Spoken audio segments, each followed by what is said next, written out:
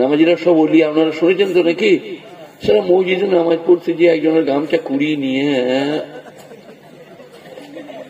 বগলে ধরে নিয়ে ঘর চলে গেল। বউ বলে গামছাটা করে ফেলে, চুপ কর, মসজিদে পড়েছিল। এবার ফেরেশতারা খালি খুঁজে বেড়াচ্ছে কবরস্থানে সে গামছাটা কই।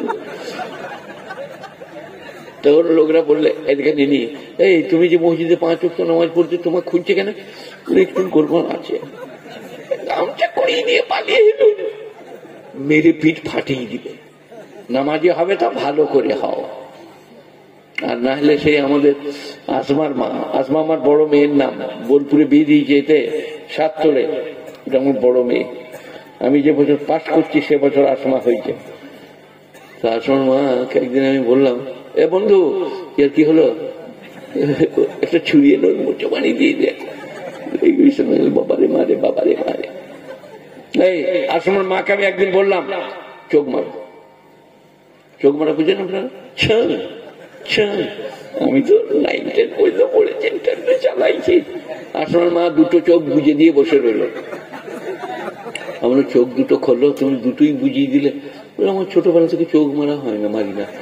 আমি একবার মারবো, দেখবো কিরম মনে হবে কারেন্ট নিচ্ছে একবার।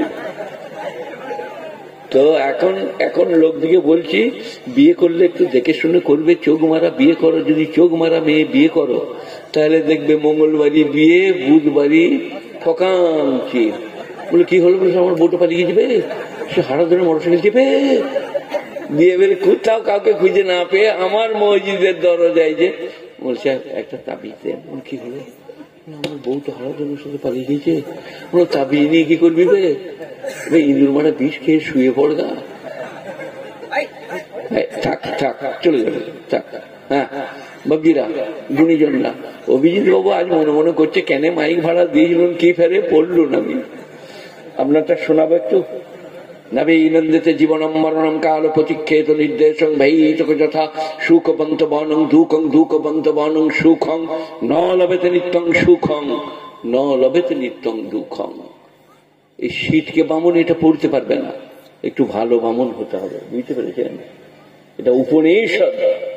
নবীনন্দিতে জীবনম মরণম কাল প্রতিক্ষেত নির্দেশং ভৈতক যথা। পৃথিবীতে কেউ চির সুখী নয়, কেউ চির দুঃখী নয়। তুমি এমন বসবাস করো, ভিত্ত যেমন পূর্বর আদেশের অপেক্ষা করে। এখনই বলবে দাঁত নান, না হলে বলবে নাঙ্গলটা নিয়ে যা, না হলে বলবে গরুটাকে খোল দে। সে যেমন অপেক্ষা করে, তুমি তোমার মরণের জন্য অপেক্ষা করো। নবীনন্দিতে জীবনম মরণম কাল প্রতিক্ষেত নির্দেশং ভৈতক যথা সুখবন্ত বনং দুঃখং দুঃখবন্ত বনং সুখং। সুখের পরে দুঃখ, দুঃখের পরে সুখ। ন লভেতে নিত্যং সুখং ন লভেতে নিত্যং দুঃখং। পৃথিবীতে কেউ চির সুখী নয়, কেউ চির দুঃখী নয়। কি বলছেন আপনারা বলুন? আমাকে আপনারা দেখতে পাচ্ছেন, ধরে ধরে নিয়ে এলো আবু তাহের। হ্যাঁ, ও ধরে নিয়ে এলো, ঠেলে দিলেই পড়ে যাব। কিন্তু কি ছিলুম জানেন? স্পেশাল মাল। আমার 7-এর ক্লাস ফ্রেন্ড দীপালি সরকার, শিপালি সরকার 8-এর দিয়ে এইখানে এসে মৌলবি হয়েছি। 9, 10 পর্যন্ত পড়ে বিয়ে করে বউ ঘরে রেখে পড়তে গেছি। আমার ছেলেদিকে আমি বলি, পেশাবের রাস্তায় রক্ত বেরিয়ে গেল। আমার নীলরতন হাসপাতালে ভর্তি করতে হলো। পরপর 3 বছর রোজা রেখেছি। যুবক ছেলে, 19 বছরে পড়তে গেছি স্ত্রী ঘরে। তবে লেখাপড়া হয়েছে। এখন ছেলে দিয়ে যাচ্ছে মঙ্গলবার, বুধবার যেয়ে বলছে ওর মা বললে একবার ছেলেগুলো ঘর নিয়ে যাবো। আমি নিয়ে চলে যান, লেখাপড়া আমরা নাটি হবে। তবে 12 বছর পড়েছি, 3 বার বাড়িয়েছি। 12 বছরে কবার? 3 বার। তবে লেখাপড়া হবে, ঘাম ছুটে যাবে। আর আমি যখন কলকাতায় গেলাম, আমার শাশুড়ি একটা আমাকে অ্যাংলো সুইচ ঘড়ি দিল, 135 টাকায় বিক্রি করেছিলাম। আর আমার খালাকে 2 বস্তা ধান দিতে বলিল বাবাজি। ওটা মাঝখানে যে একটা হিন্দু গ্রাম কুদরুকি নাম, ধানগুলো বেচে দিলাম। টাকাগুলো নিয়ে রাতের বেলায় 12টার সময় পালিয়ে গেলাম কলকাতা।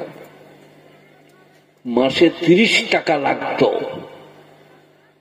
তারপরে আমার ওস্তাদ হজমলার মুফতি মুসলিম সাহেব আমার সেক্রেটারিকে বললেন, দারুণ একটা ছেলে এসছে, মাধ্যমিক পর্যন্ত পড়া, দারুণ ভালো ছেলে, ধানগুলো, কাকড়গুলো, রেশনের পোকাগুলো বেছে বেছে আমাকে ভাত দেয়।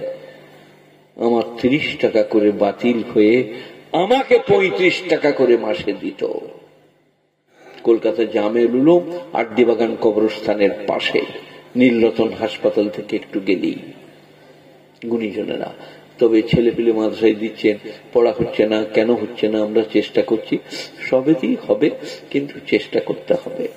অধ্যাবসায়, প্রেম প্রীতি। হেমা মালিনীর মতো বউ ঘরে রেখে দিয়ে পড়তে চলে গেছি, মনেও জাগে নাই। এখন খুব সুখ আল্লাহর ফজলে। একটা পালঙ্গে আমি এই ধারে ঠেস দিয়ে বসি, ওই ধারে আসমান মা আমাকে সকালে ছাতুর শরবত করে এনে দেয়। এখনো তারও হাতের রান্না খাচ্ছি। 65-66 বছর বয়স হলো, সেই রান্না বান্না করে, যেমন তরকারি আমি পছন্দ করি, কি খাই, কি দরকার, একটু খাটা দিয়ে মাছ হবে, বলে হবে না। বলে কেন? বলে হ্যাঁ, আপনি ওষুধ খাচ্ছেন। আমার শালা বিরাট ডাক্তার ঘরে আছে রে। দিয়ে আমি মাদ্রাসায় ওমর সাহেব দিকে বলে একটু লাগাও লাগাও, খাটা লাগাও। বলে আপনি যে হ্যাঁ ওষুধ খাচ্ছেন? চুপ রে, ঘরে শুনতে পাবে। বিড়ির ডাল দিয়ে খাটা দিয়া মাছ খুব ভালো লাগে রে। এইসব করে খাই, ভেন্ডি খাই, করেলা খাই।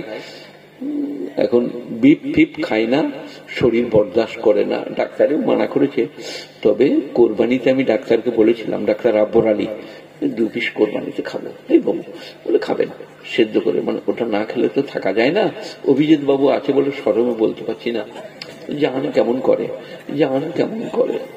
যাই হোক, কথা যেটা বলছিলাম এটা শোনে। এই কি, যে ছেলেরা জালসা দিয়েছে তাদের জন্য সবাই দোয়া করুন, তারা যেন নামাজ পড়ে। বলুন আমিন সুম্মা আমিন। আমরাও কেঁদে কেঁদে বলবো, তবে আমি বলবো পয়সাটা লিয়ার পরে, আগে বলবো না। তাহলে পয়সা দিবে না, যা সারা ঘর চলে যা। পয়সা দেওয়া হয়ে গেলে বলবো বাবারা নামাজ পড়বে, বাবা রোজা রাখবে, পরেজগার হবে, গায়ের লোকরা খারাপ মনে করবে, এটা পরে বলবো। আগে ভরবো, পরে বলবো না। আগে বলবো এত বুকা আমি লোকে, তাহলে আমাকে আর দিবে না। সেখানে নামাজের তবলিগ সবাইকে করছি, আপনাদিকে মায়েদেরকে, বোনেদেরকে, ছেলেদেরকে, নামাজ পড়ুন। আমাদের প্রধানমন্ত্রীর নাম মোদিজি, জানেন আপনারা? তিনি বললেন যোগ ব্যায়াম, যোগা ব্যায়াম, যোগশ্রী শরীরের জন্য দারুণ মারাত্মক। আপনারা কি বলছেন বলুন?